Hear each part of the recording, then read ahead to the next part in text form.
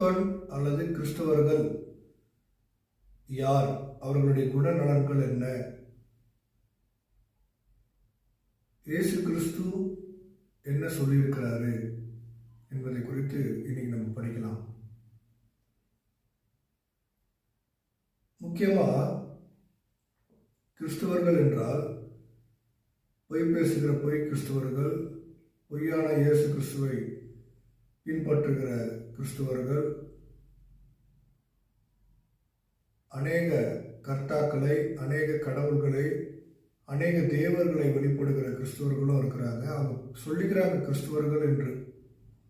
ஆனால் அவர்கள் கிறிஸ்தவர்களா என்று உண்மையாக கேட்டால் பரிசுத்த வேதாகமத்தின்படி அவங்க கிறிஸ்தவர்களே கிடையாது.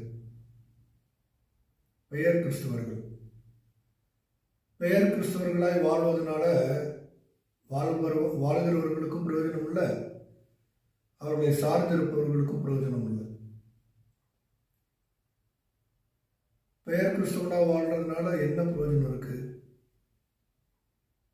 பேர் மட்டும் இருக்கும். என்னன்னு இருக்கும்?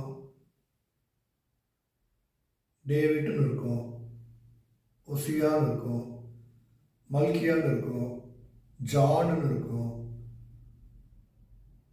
கிறிஸ்தவர்களுடைய பேர் வச்சுக்கலாம், பேரில் மட்டும்தான் அந்த கிறிஸ்தவம் இருக்குமே தவிர அவங்க வாழ்க்கையில் இருக்காது.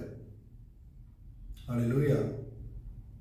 இப்போ வாழ்க்கையில் இருக்கணும் அப்படின்னா அது எப்படிப்பட்டதாக இருக்கணும், என்னென்ன இருந்ததுன்னா அவர்கள் கிறிஸ்தவர்கள் என்பதை குறித்து இன்னைக்கு நம்ம படிக்கலாம். ஒரு சில தேவனுடைய வார்த்தைகளை நாம் தியானித்து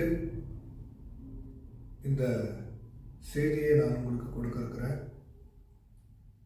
பேசுகிறது நான் அல்ல, எனக்குள்ள இருக்கிற கிறிஸ்துவின் ஆவியானவரே பேச காத்திருக்கிறாரு.